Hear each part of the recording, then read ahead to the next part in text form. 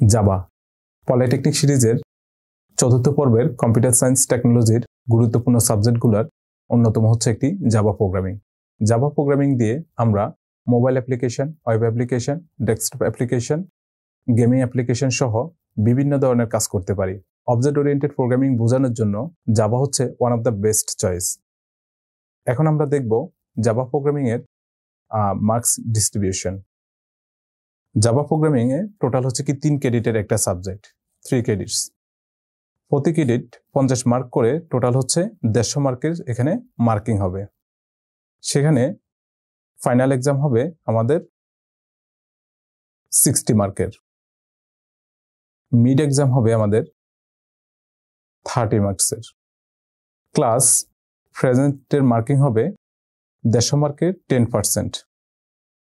তাহলে 150 মার্কের 10% মানে হচ্ছে 15 মার্কস, এবং বাকি 45 মার্ক হবে আমাদের প্র্যাকটিক্যাল এক্সাম এবং অ্যাসাইনমেন্ট।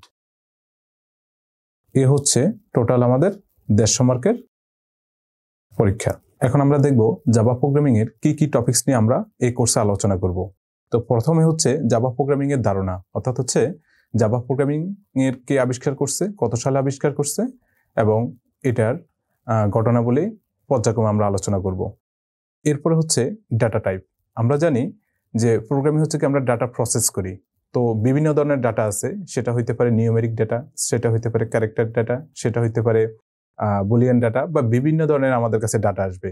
তো সেই ডাটাগুলার বিভিন্ন টাইপ থাকবে, সেই টাইপগুলো কি কি হবে এবং সেটা প্রোগ্রামিংয়ে কিভাবে ব্যবহার করব সেটা নিয়ে আলোচনা করব। আর ডাটাগুলো আমরা সেভ রাখি হচ্ছে ভেরিয়েবলের মধ্যে। তো ডাটার টাইপ অনুযায়ী আমাদের বিভিন্ন ধরনের ভেরিয়েবল নিয়ে আমরা আলোচনা করব। এরপরে ডাটা প্রসেস করার জন্য আমরা বিভিন্ন ধরনের অপারেটর ইউজ করি, সেই অপারেটরগুলো নিয়ে আলোচনা করব। এরপর হচ্ছে আমরা আলোচনা করব কন্ট্রোল স্টেটমেন্ট নিয়ে, অর্থাৎ হচ্ছে কি আপনি প্রোগ্রামিং এর কোনো একটা পার্টস কখন আপনি নিয়ে এক্সিকিউট করবেন আর কখন সেটা স্কিপ করবেন, অথবা কোনো একটা পার্টস যদি আমাদেরকে রিপিট করতে হয় তাহলে সেই জিনিসগুলো আমরা কন্ট্রোল স্টেটমেন্টে আলোচনা করব। এরপর আমরা জানি একটা ভেরিয়েবলের মধ্যে একটাই মাত্র আমরা ডাটা রাখতে পারি, কিন্তু মাল্টিপল যদি ডাটা রাখতে চাই তখন সেক্ষেত্রে আমাদেরকে অ্যারে ইউজ করতে হয়। তো অ্যারে বিভিন্ন ধরনের অ্যারে আছে, সেটা এই টপিকসে আমরা আলোচনা করব। এরপরে আছে অবজেক্ট ওরিয়েন্টেড প্রোগ্রামিং এর যে ধারণা, সেটার প্রাথমিক হচ্ছে ক্লাস এবং অবজেক্ট, সেটা নিয়ে আমরা আলোচনা করব। এরপর হচ্ছে মেথড এবং কনস্ট্রাক্টর। এখানে বিল্ট ইন মেথড এবং হচ্ছে কি যে আমরা কাস্টমাইজ মেথড কিভাবে তৈরি করব এবং সেটা কিভাবে ব্যবহার করব সেটা এই টপিকসে আলোচনা করব।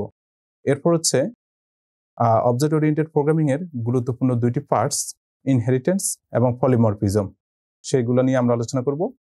আর আরো একটা জিনিস নিয়ে আলোচনা করব, সেটা হচ্ছে প্যাকেজ, অর্থাৎ হচ্ছে কি যে আমাদের বিল্ট ইন ক্লাস মেথড গুলো আমরা যখন ইউজ করব তখন সেই করেসপন্ডিং ক্লাস অথবা মেথডগুলা কোন প্যাকেজের আন্ডারে, সেই প্যাকেজগুলো নিয়ে আমরা আলোচনা করব।